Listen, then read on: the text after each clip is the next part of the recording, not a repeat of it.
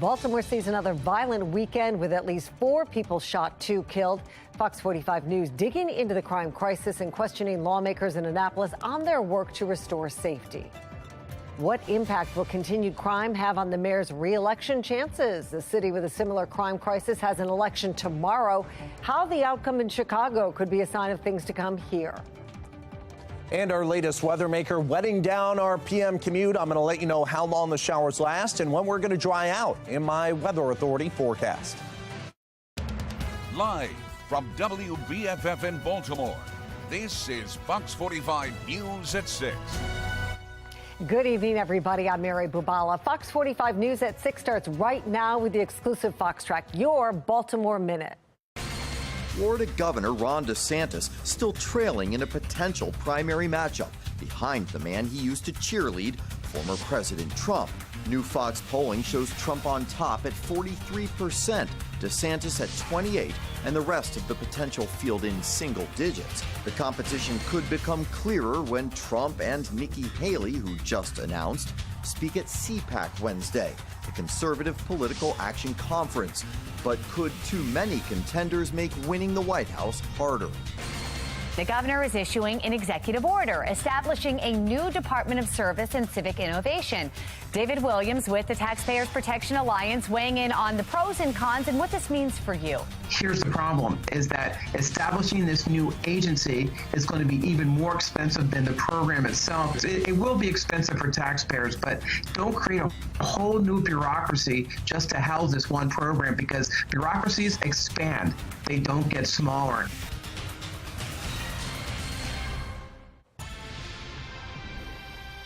Tonight, we are following the latest on the crime crisis in Baltimore, looking into how it's being addressed. Alexa Ashwell has more on how state lawmakers are tackling a surge in juvenile crime. In just a few days, lawmakers in Annapolis will hear several bills related to juvenile crime. And to give you an idea, some perspective, here in Baltimore so far this year, nearly 24 juveniles have been charged with either homicide, robbery, or a weapons charge. 2 of the 3 victims in this weekend's triple shooting turned homicide were teens, yet another set of young people falling victim to violence here in Baltimore. And in some cases, it's been at the hands of other juveniles, like the 16-year-old charged with the murder and attempted murders of 5 high school students who were shot outside the Edmondson Village Shopping Center just last month. So I think we can anticipate that there will be more juveniles involved in violent crime or crime in general, because they don't have the education. And secondly, there are no consequences for their actions. There are no effective consequences. Former FBI agent, now law enforcement consultant Tyrone Powers, weighing in on the juvenile crime crisis and the legislation lawmakers in Annapolis have drafted in the midst of calls for more to be done about it. From the Democrats, the Youth Equity and Safety Act, which would end the practice of automatically charging juveniles as adults in serious crimes like murder, and the Youth Accountability and Safety Act, which would prevent anyone under the age of 25 from being charged with felony murder.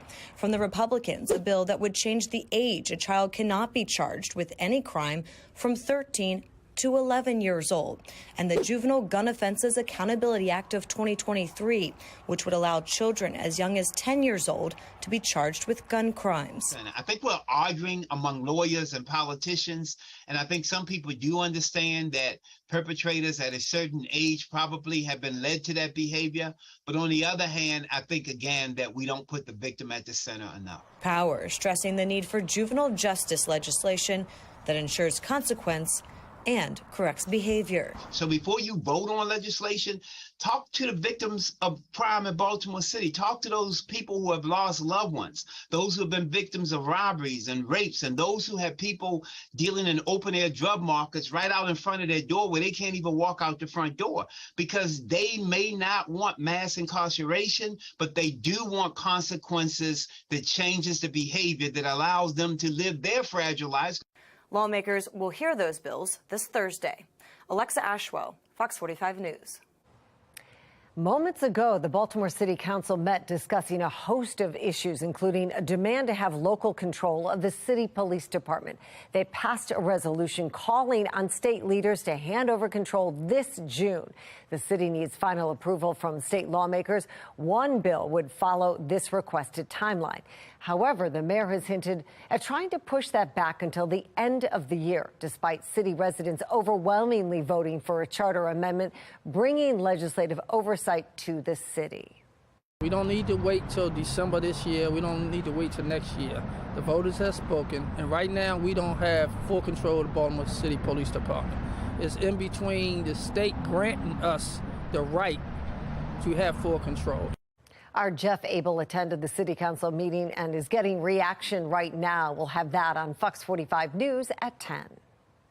It is election day for some voters in Chicago tomorrow, and some experts say a change in leadership there could be a signal to city leaders here in Baltimore that the mayor and others may be on shaky ground. The 2024 primary season really is around the corner. Fox 45's Mackenzie Frost explains how the outcome in Chicago may be an early indicator for things to come here. Crime is at the top of the list of priorities for many voters, especially when you look across the country where public safety remains a large concern for many communities. As for Mayor Brandon Scott, who made public safety a cornerstone of his campaign, another term in office may really hinge on how much voters really trust him to turn things around as more and more people become victims of gun violence. The bloodshed in Baltimore continues to spill in streets all over the city. Evidence markers, crime scene tape, and Mayor Brandon Scott's frustrations. Folks have something to say. Get your ass out there on the street. Walk where we are us. Do something. Don't tweet. Don't talk. Don't go to Fox 45. Everybody has to do something. When are we going to have a conversation about how everybody, including your station, can play a part in reducing violence instead of spreading this hatred, spreading this violence, spreading these hashtags, spreading all the nonsense that we see? People are dying over dumb, and that's the reality. Have become common. After a while, you can show a certain amount of frustration. Political analyst John Daly says voters are only willing to wait so long. At a certain point, you also say, well, what are you going to do about the problem? And it's that question that has voters across the country looking to their leaders, too. In Chicago, incumbent Mayor Lori Lightfoot facing a 9-person election dominated by crime. According to Chicago PD, 2021 hit a 25-year high with 797 people killed. If I was Mayor Scott, I'd be paying close attention to how things work out in Chicago. But it's not just Chicago. Crime is top of mind for voters nationwide, and elected leaders are being put on notice. New Orleans mayor facing a recall. San Francisco's progressive district attorney ousted last year, fueled by frustration over public safety. More than 70% of Baltimoreans voting against former top prosecutor Marilyn Mosby and her progressive prosecution policies. If Lori Lightfoot doesn't make the runoff, that's a 5-alarm fire for the mayor. That should be a warning sign. Meanwhile, Mayor Scott says he's committed to seeking another term. Does that mean you are running for re-election? Is that a commitment? No, I am. His campaign coffer, flush, sitting on more than $450,000. But the issues for people in Baltimore are real. Even last year, voters already frustrated with the performance by the mayor. If the election was held today, would you vote for Brandon Scott? No. No, I wouldn't. Especially since this campaign promised, I will aim to reduce homicides by 15% each year in my term, getting us below 300 homicides in my first year. Has yet to come true. And the people getting shot and pulling the trigger are getting younger. A lot more people who are getting killed are people who should be in school. To date, 5 kids under 18 have been gunned down in Baltimore, 18 others shot and survived. Meanwhile, the triggers continue to be pulled and communities forever shaped by gun violence, while politicians make pleas with the community to step up and be better. It's unclear when the 2024 primary will take place. Right now, it's scheduled to happen during Passover. Mayor Brandon Scott and Baltimore County Executive Johnny Olszewski have asked state leaders to move it. We're learning that House Speaker Adrian Jones and Senate President Bill Ferguson say they will work with the State Board of Elections to find a new date, but so far, nothing has been scheduled. In the newsroom, Mackenzie Frost, Fox 45 News.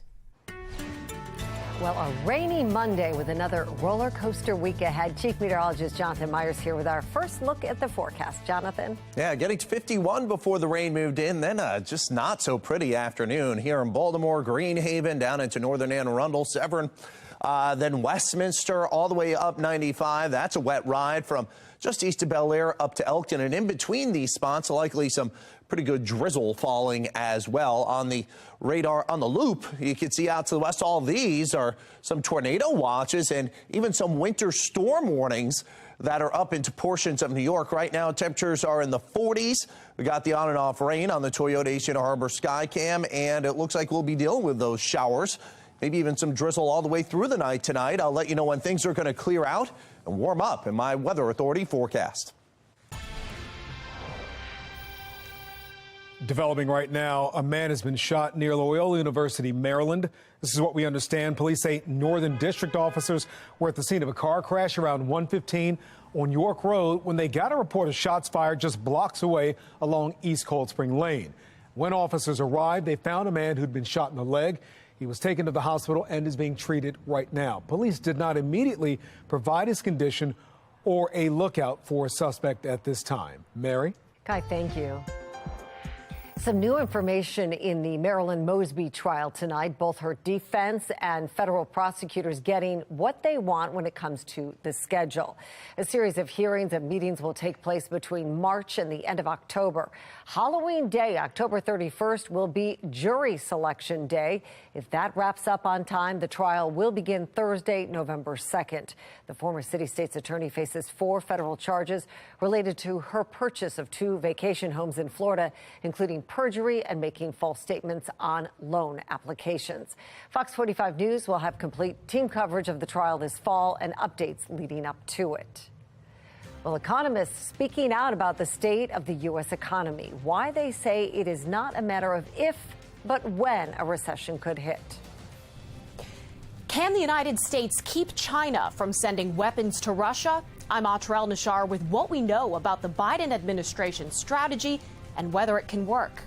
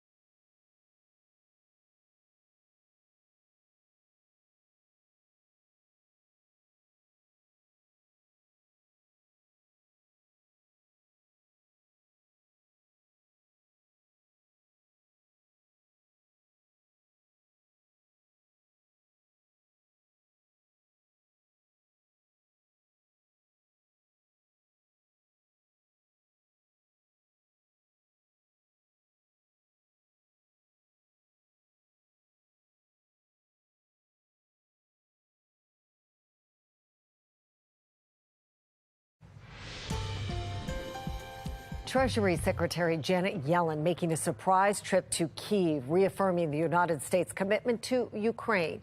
This comes as U.S. intelligence suggests China is seriously considering providing weapons to Russia. National correspondent Atra El-Nashar reports on how the Biden administration says it is working to prevent that. A year after Russia waged its war on Ukraine, the course of the conflict may depend now on China. U.S. intelligence suggests Beijing is considering providing Russia with lethal aid, a move CIA Director William Burns says would prolong a vicious war of aggression. Through private, high-level diplomatic channels, National Security Advisor Jake Sullivan says the U.S. has made clear how it would respond. We're just laying out both the stakes and the consequences, how things would unfold. Sullivan not saying publicly what those consequences would be, but sanctions come to mind. They've been central in the West's strategy for punishing Russia, but haven't delivered the devastating economic blow, at least not yet, that was promised when they were imposed. A report by the Center for Strategic and International Studies predicts the sanctions will eventually take a larger toll. But so far, quote, Russia's budget deficit will likely remain manageable, and even if Russia's defense spending peaks at 5% of GDP, Russia will still have resources to fund its war in Ukraine. But sanctions on China, with the second largest economy in the world, would almost certainly hit harder. Look at the amount of trade between Russia and China. You know, they love to cross over 200 billion. Well, but you're doing $600 billion of business with the U.S. or more, and that's not even to mention Europe and Japan and South Korea and all those other U.S. allies that would be alienated. Lyle Goldstein, director of Asia engagement at Defense Priorities, says he's concerned China's been preparing for years to take that kind of hit as it eyes a potential invasion of Taiwan. Goldstein noting the U.S.'s strategy of declassifying intelligence of China, considering the lethal aid, may backfire. If you sort of box the Chinese in and say you can't do this, then you've kind of put them in a situation where if they don't do it, then they're seen as backing down to the U.S. China weighing a decision with the potential to impact nearly every corner of the globe, the most immediate and deadliest consequences falling on Ukraine. In Washington, I'm Atra El-Nashar reporting.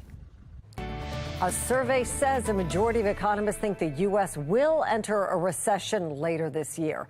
The National Association for Business Economics based its data on 48 responses from economists. About 58% think a recession could happen sometime this year, but only about 25% think a recession will start by the end of March. That is down from 52% in a previous survey from December. Well, we are tracking rain moving through the Baltimore area tonight. This is a live look at two places, a live look at the Inner Harbor and Towson. Chief Meteorologist Jonathan Myers is here with a look at what to expect. Jonathan? Yeah, big mess, but it does look like traffic is moving by okay. Maybe the Beltway there, not sure, but whatever it is, it looks like the lights are moving steadily, so that's good news. Unfortunately, this is going to kind of slow us down with tornado watches actually on the other side of the Appalachian, so I guess it could be a lot worse. There's even some snow with winter storm warnings just a couple states away into New York State. And around here, we're dealing with rain, and actually a pretty good rain coming down now, unfortunately, just in time for the PM commute time frame here. Let's go ahead and take off the loop, and we can put on our Sterling radar, which is coming out of Sterling, Virginia. That's our local National Weather Service. You can get a good picture of some of that rain around Towson that you saw in the sky cam all the way back down to about White Marsh and Middle River. So really, wherever you are here, you're going to be dealing with this, especially northern Anne Arundel County northbound. So keep that in mind for the trip home. This complex weather maker with rain, again, the severe weather, and even a wintry mix north and east of us, that is gradually moving eastbound. By late tonight, tomorrow, the drier air will be moving in. And notice, after maybe some drizzle to start our day on Tuesday, much better by Tuesday afternoon, and we take the temperature spiking up once again. We hit 51 before the rain moved in. We're now at 44. It's clammy, cool.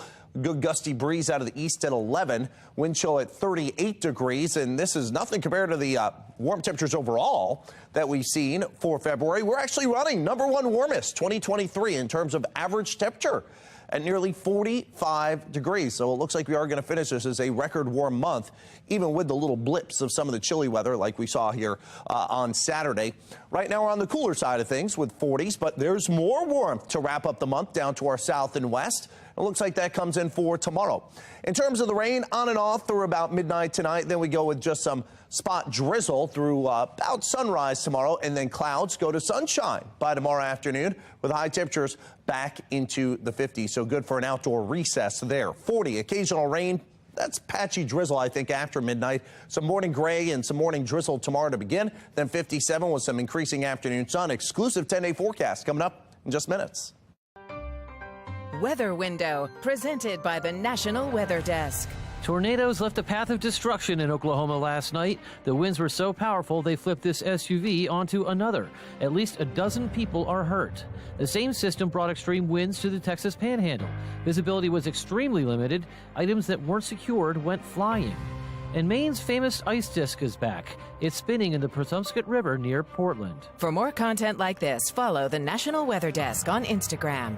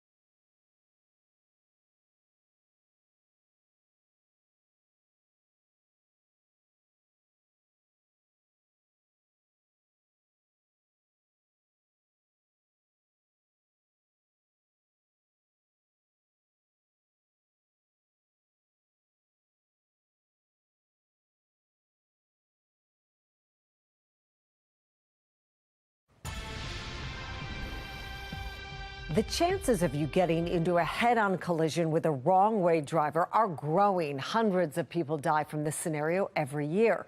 The National Desk's Janae Bowens has more on how states are trying to stop these deadly crashes. Experts tell me fatal wrong-way driving crashes are increasing, and impaired drivers are largely to blame. Behind every death, heartbroken loved ones desperately wish things were different. 19-year-old Ayla Dudley won't live out her dreams of becoming a hairstylist, and her family now left with just memories. Ayla was so young and he was just starting life. A wrong-way driver collided with Ayla head-on. She died on the scene, and the other driver died as well. While these are not the most common of crashes, they tend to be the most severe because they happen at night, they happen at high speed, and you have two vehicles coming and hitting each other head on. AAA spokesperson Andrew Gross says the number of fatal wrong-way crashes is growing. Their latest data shows over 2,000 deaths between 2015 and 2018. That's an average of 500 deaths per year. Now that's up 34% from the 375 deaths annually from 2010 to 2014. Gross says more can be done to save lives. Not just a simple sign, that red metal sign that says wrong way. Something that's illuminated, something that will have daytime and nighttime light patterns to catch your eye. And we're seeing these types of updates across the country. Massachusetts has launched a $2.6 million pilot program installing wrong-way sensors throughout the state. When a driver is going the wrong way, lights will flash to alert the driver and law enforcement. Similar efforts are happening in Connecticut and Kentucky as well, to hopefully prevent more lives from being taken too soon. It's just a tragedy altogether. These wrong-way detection systems have worked in other parts of the country. Rhode Island and Texas have both seen success with their programs. San Antonio alone saw a 30% reduction in wrong-way driving incidents within just 1 year, thanks to the new technology. Reporting for the National Desk, I'm Janae Bowens. Exclusive 10-day forecast, 57 for tomorrow. Much warmer day once again. Morning drizzle, then some clearing. Mild day, 58 on Wednesday, 67 with a passing sprinkle for Thursday. And then we're at 52. Rain and colder for Friday. And then we're back up to 57 Saturday. Morning clouds, PM sun, 51 and blustery on Sunday. And then we're blustery chilly for Monday. No signs of snow in that forecast as we go with 40s and 50s to wrap up next week. Well, finally tonight, you are never too old to celebrate your birthday. This special celebration was for Walter Reynolds, a World War II veteran who served in both Asia and Europe, including as a member of the Red Ball Express in Normandy, France.